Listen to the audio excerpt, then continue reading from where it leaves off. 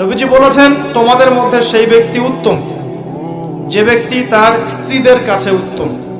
আর তিনি বলছেন, আমি মুহাম্মদ সাল্লাল্লাহু আলাইহি ওয়াসাল্লাম আমি আমার পরিবারের কাছে উত্তম। স্ত্রী যতক্ষণ পর্যন্ত আপনাকে সার্টিফিকেট না দিচ্ছে যে আপনি উত্তম চরিত্রের অধিকারী, আপনি ভালো, আপনি সৎ, ততক্ষণ পর্যন্ত জান্নাতে যাওয়া কঠিন আছে। এবার তো মেয়েরা সুযোগ পেয়ে গেল মনে হয়। স্ত্রীদের সার্টিফিকেট লাগবে।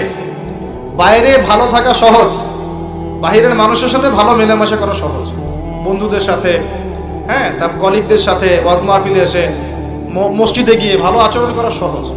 কিন্তু আপনার অধীনস্থ যারা আছে তাদের সাথে ভালো আচরণ করা এত সহজ না। স্ত্রীর সার্টিফিকেটটা অনেক বেশি ইম্পর্টেন্ট।